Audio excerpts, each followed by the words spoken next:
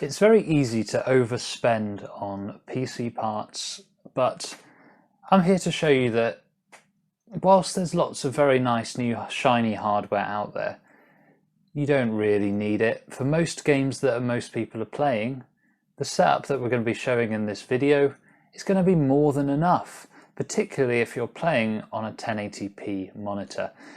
So the basis of this video is that my supplier actually said, I've got some 1660 Supers here, and I know you've been asking about them.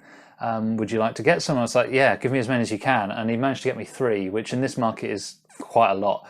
They're really good cards. My best sellers all have 1660 Super in them. It's just a really, really good graphics card for the money. And with Intel dropping their prices on their 10400Fs, I'm able to get these for £125, which is an absolute steal. We're going to be putting together some really nice price to performance, actually. So, you know, the graphics card's gone up in price, but then the CPU's dropped in price, so it's become a bit of a wash. But let's have a build. Let's have a good time. And we're going to talk a little bit more in the end about, you know, do you need more than this for high-level gaming in 2021? See you there.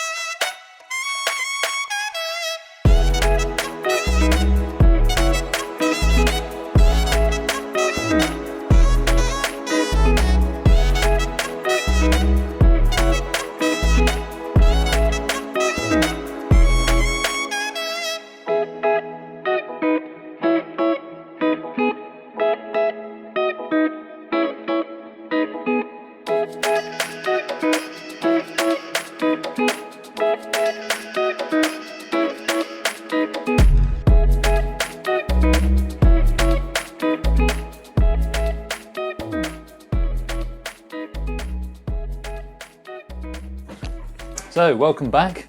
Hopefully you enjoyed that build using the Kamikaze Pro case, which we reviewed before. One of the best value RGB cases out there. It's really, really nice.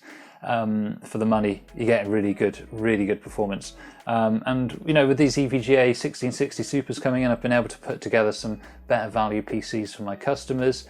And the performance has been great. 10400F is awesome processor, pretty much exactly the same as a Ryzen 5 3600.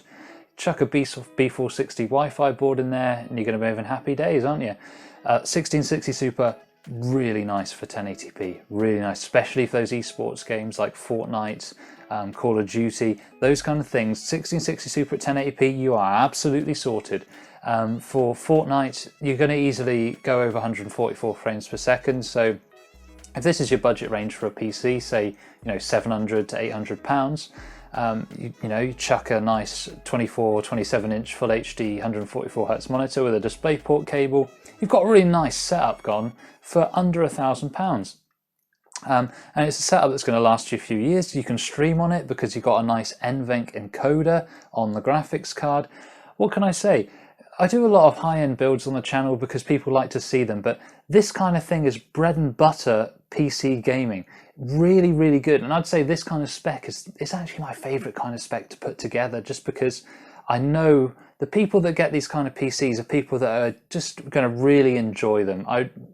It's like younger kids that are just getting into it. I know they're going to get really good, fun experience from this PC, whereas people that tend to buy high-end PCs don't actually use them very much. They've just got a lot of disposable income because they're usually a bit older. They don't actually play the PC as much, but I know somebody with a £700 PC is going to be playing this game. They're going to be enjoying it, and that's what I really like to see. So let me know your thoughts on this kind of build. Have you got something similar?